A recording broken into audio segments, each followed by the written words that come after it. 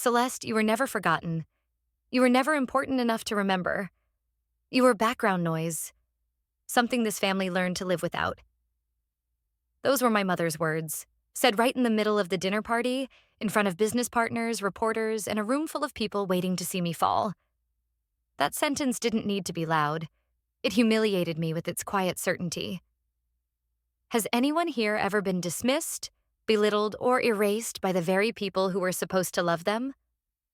If so, then this story is for you. I stepped through the arched glass doors, the sea breeze still clinging faintly to my silk sleeves.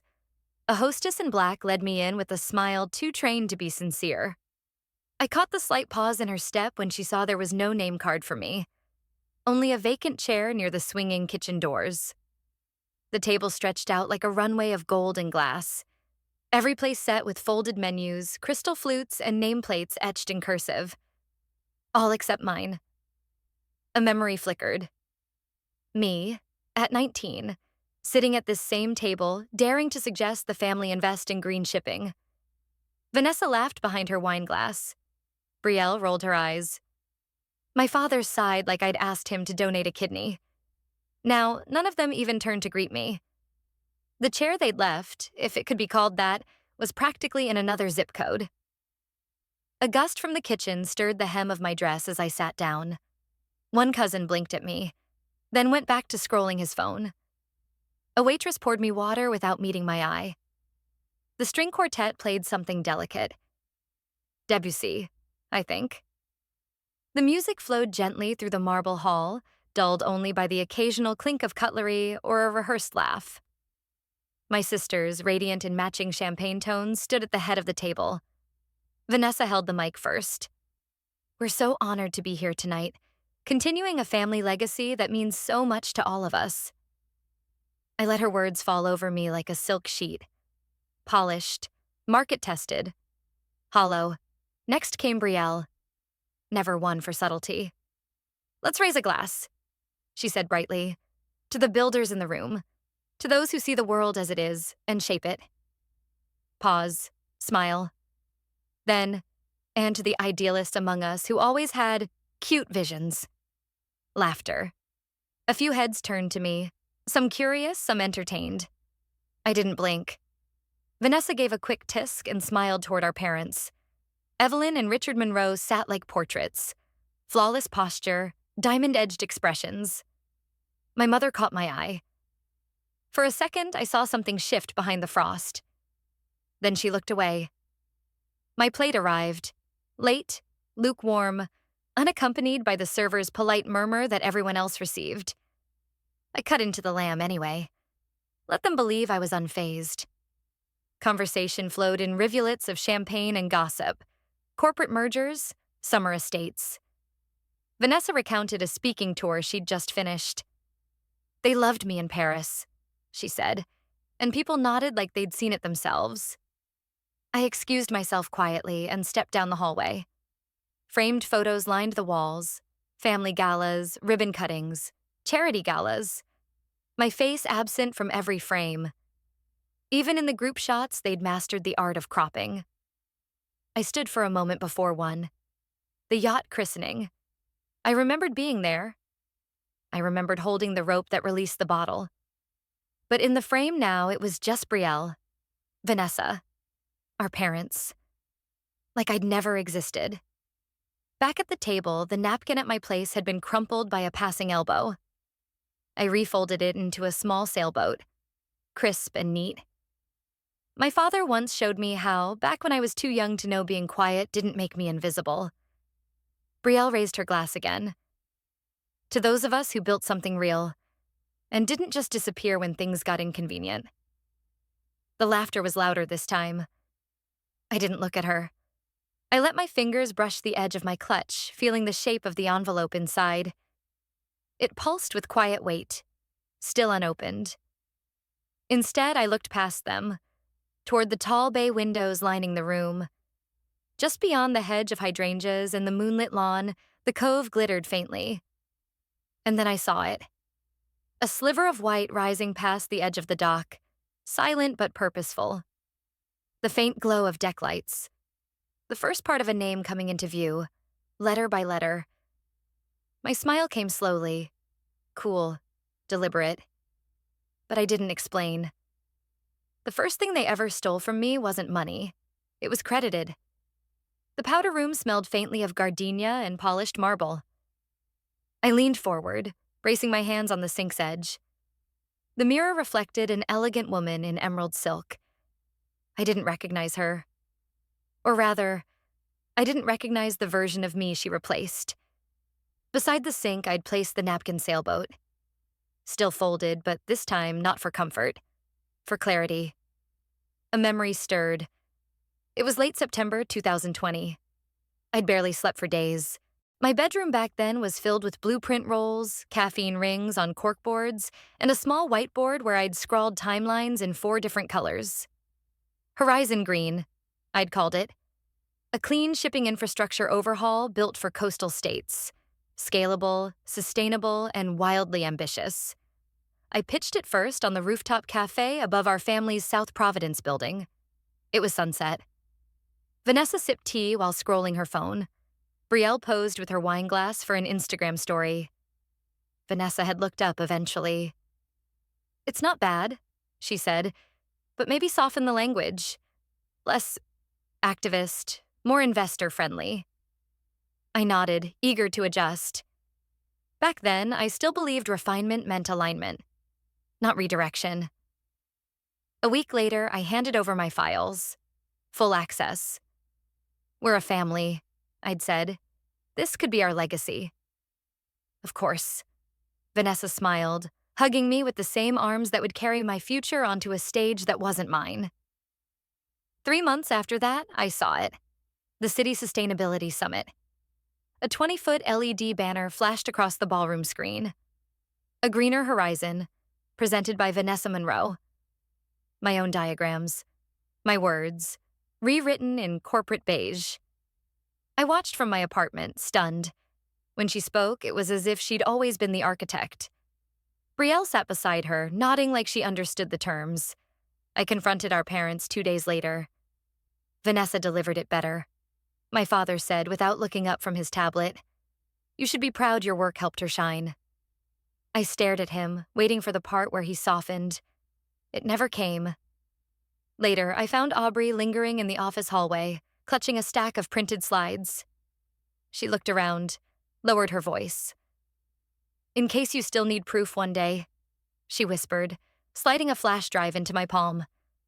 I never asked her why. Maybe she saw too much and spoke too little.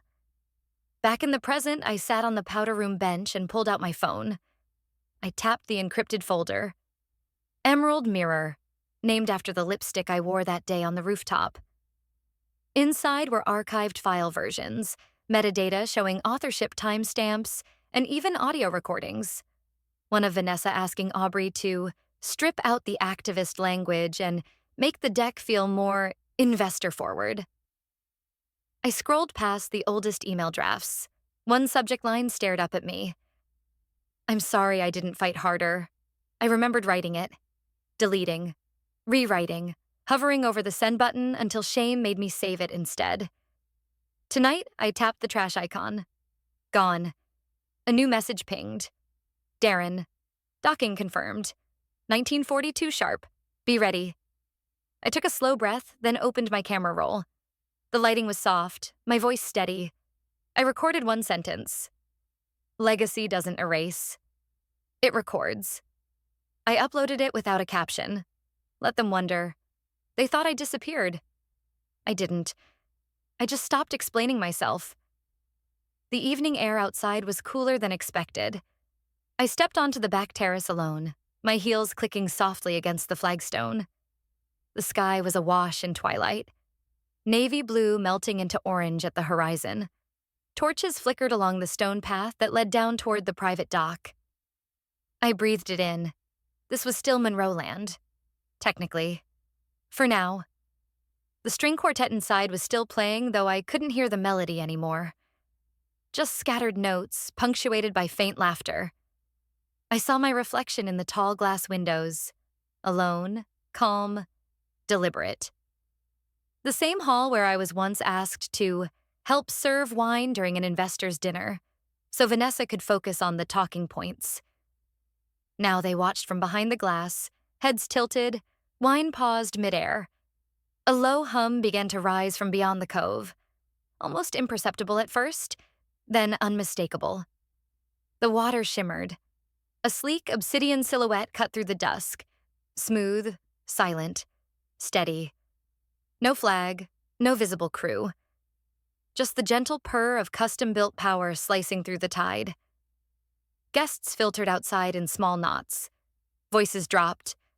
A teenager near the hydrangeas whispered to his father, That's private registry. And those engines, those are custom." On the hull, etched in perfect chrome, the Celeste. The breath that caught in their throats was louder than the yacht. Brielle stumbled a little on her heels as she emerged onto the patio. The wine had flushed her cheeks. She narrowed her eyes at the scene unfolding. "Oh, please," she scoffed. "Probably some PR stunt. Anyone can rent vanity." She turned to gauge her mother's reaction. But Evelyn and Richard were frozen. Their expressions didn't crack, but something flickered behind their eyes. The twitch of recognition, the shiver of loss. Darren appeared from the edge of the lawn. Black suit, no tie, composed as ever. He didn't speak, just gave me a nod, sharp, precise, and took up position half a step behind me, like a shield. I didn't acknowledge the stares. I turned calmly, walked past the startled guests, and re-entered the dining hall. The conversation inside hadn't resumed. Only the music, which now sounded faintly out of place, like a lullaby played over a courtroom's silence. I walked to the head of the table where Vanessa had been sitting all evening, basking in polite adoration. She leaned back instinctively as I approached, one hand still resting on her silver clutch. I placed a single navy folder on the polished mahogany. Centered. Quiet. "Let's correct the record," I said. The silence that followed wasn't empty. It was charged. Evelyn stood slowly, the chair legs scraping. Her hands trembled slightly as they settled on the edge of the table. "Celeste," she said, voice tight. "What is this?" I turned and for the first time that evening looked her directly in the eye. My voice didn't rise. It didn't need to. "The part of the story you erased." They laughed when I left. Now they're sitting on land they no longer own. The room held its breath as I slid the clasp open on the navy folder. The soft click echoed, absurdly loud against the hush that had fallen. I unfolded the first document and laid it flat on the table. Thick parchment, 2 gold notary seals, 1 inked fingerprint.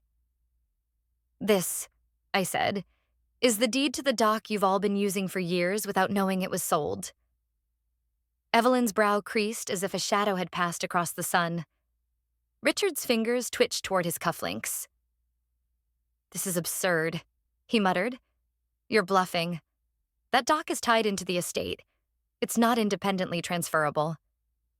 "It was," Darren said smoothly from behind me, "until you authorized its separation in the 2021 liquidity restructure, when Brielle wanted to unlock more cash for her wellness brand." A low murmur swept through the room. Brielle's chair scraped as she stood, eyes blazing. "That was a temporary shell structure for tax purposes. No one said anything about permanent transfer." Darren opened his tablet. One tap. A projection shimmered onto the dining room wall. Sequence after sequence of transactions. Company names no one here would recognize. Time-stamped authorizations. Digital signatures. One LLC merged with another. One invoice sold, rebundled, hidden in a land trust. Each piece moving like chess. "Each of you signed off," Darren continued, "because you were too eager for immediate liquidity, and because, frankly, you underestimated her." I didn't move. Just watched their faces shift. Confusion to disbelief to dread. Vanessa leaned forward. "So what? What do you want? This isn't a courtroom." "No," I said. "It's a dining room. And you're sitting on land you don't own. Legally speaking, this chair, mine. That view, mine." Richard scoffed. This is symbolic, just some stunt. It doesn't mean anything. I turned to him, slow and steady.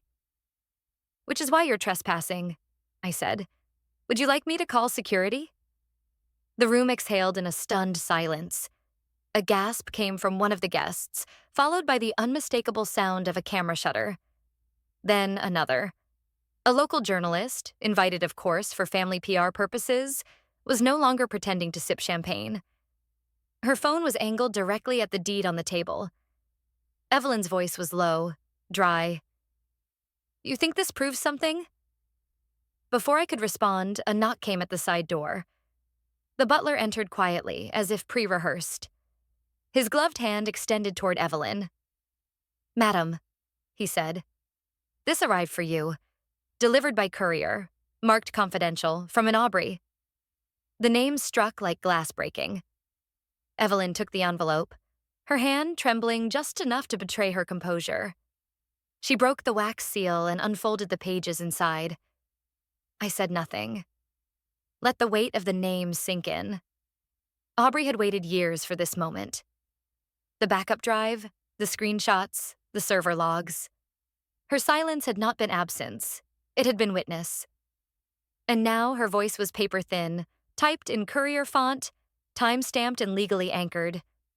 It had begun. What you delete, I preserve. What you forget, I remember. The drawing room was repurposed for spectacle. Heavy curtains pulled back, a screen unfurled across the marble wall that once held an oil painting of my great-grandfather.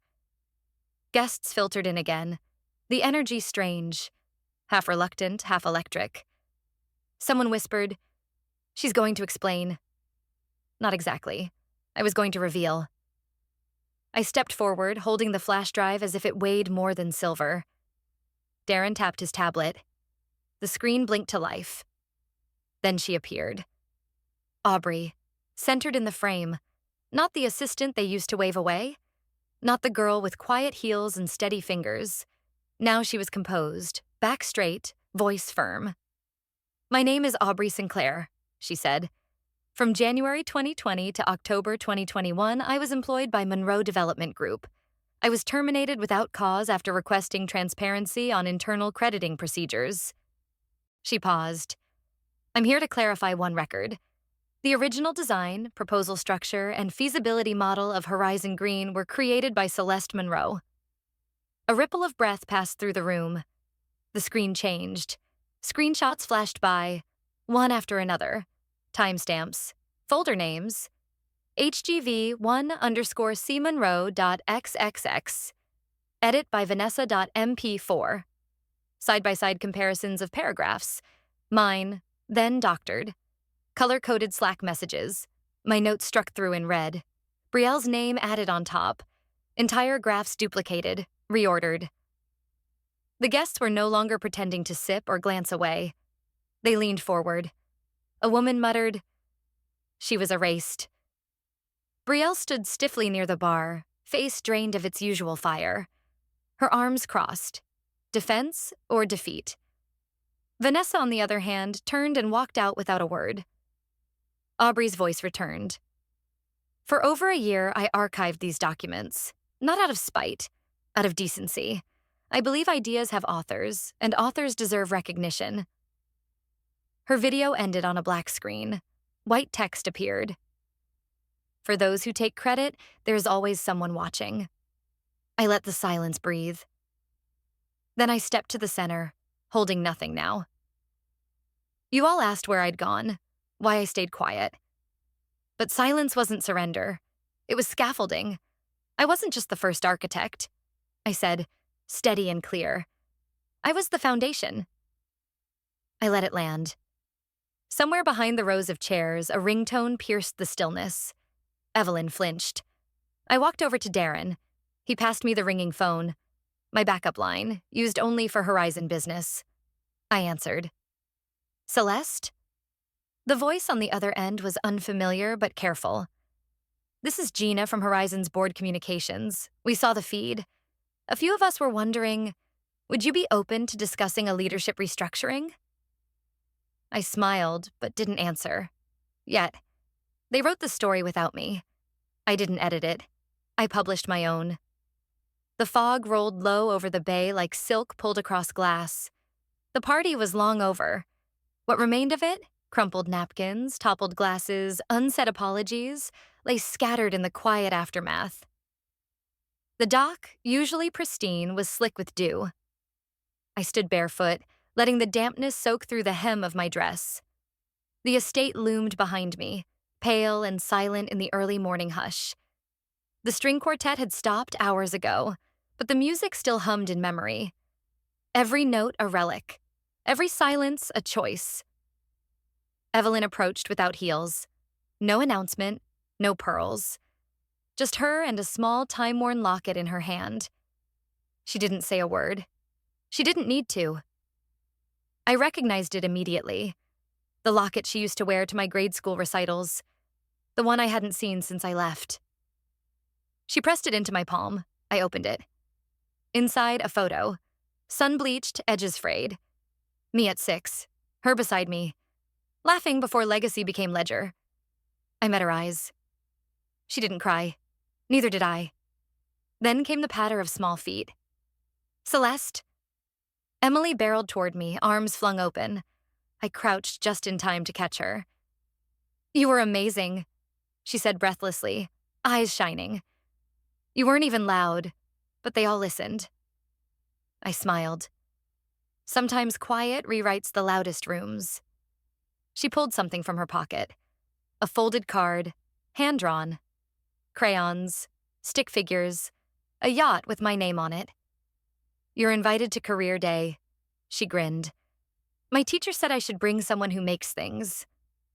I swallowed the warmth rising in my chest. I'll be there. Darren stood nearby, leaning slightly against a bollard, casual in the way only someone who's done the impossible can be. He handed me a leather folder, clean, embossed. Inside, the signed board proposal. My name first. Majority stakeholder. Horizon green. Effective immediately. I closed the folder, looked back at the estate. The chandeliers were off now. The illusion finally dimmed. I wasn't angry anymore. Just done. I turned to Darren, the sunrise sharpening behind his silhouette. Let's build something better, I said quietly. Something no one can steal. He nodded. As I stepped onto the yacht, Emily waved fiercely from the dock, hair wild in the wind. I waved back, holding her invitation like something sacred. The yacht pulled away slowly, engine soft, slicing fog like paper. The Monroe estate faded behind us, shrinking, receding, irrelevant. And though no one said it, I could feel it. The Monroe legacy.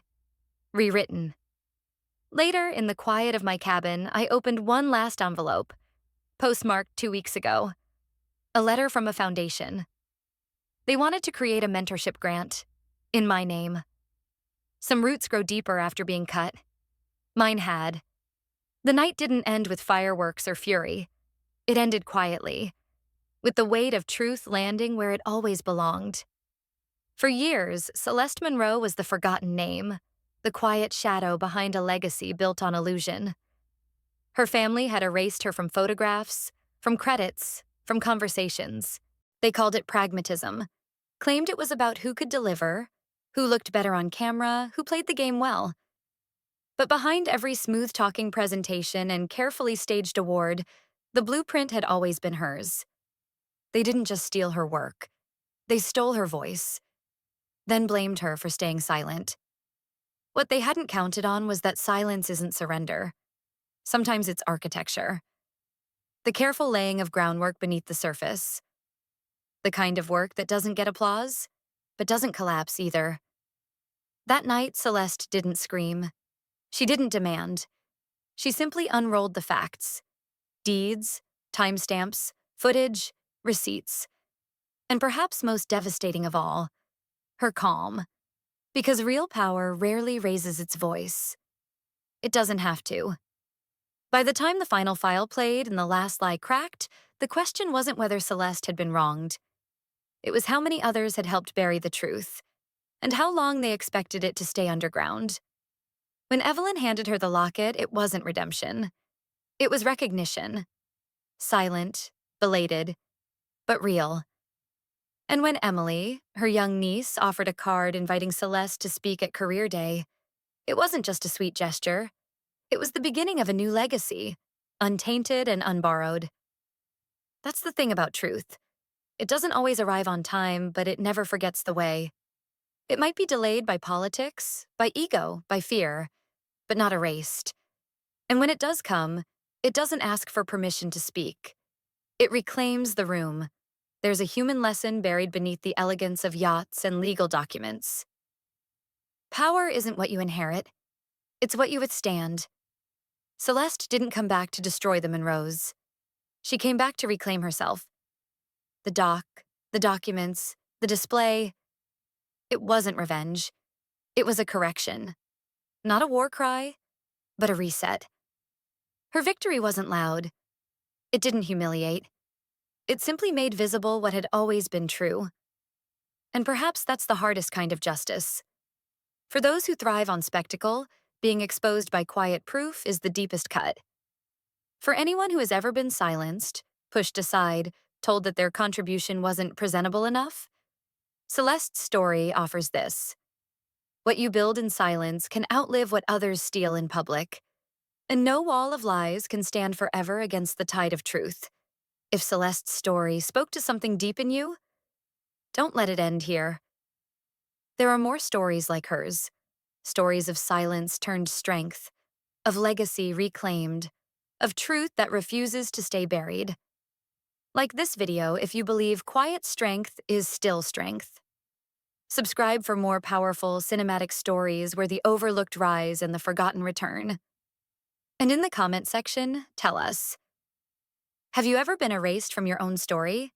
Because on this channel, every shadow has a voice, and every truth, a stage.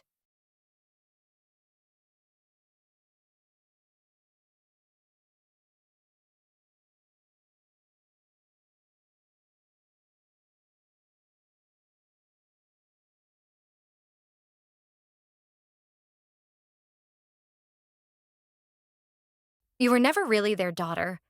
They just weren't cruel enough to say it out loud. You were the spare room, the background noise, the mistake they covered with hand-me-downs and pity.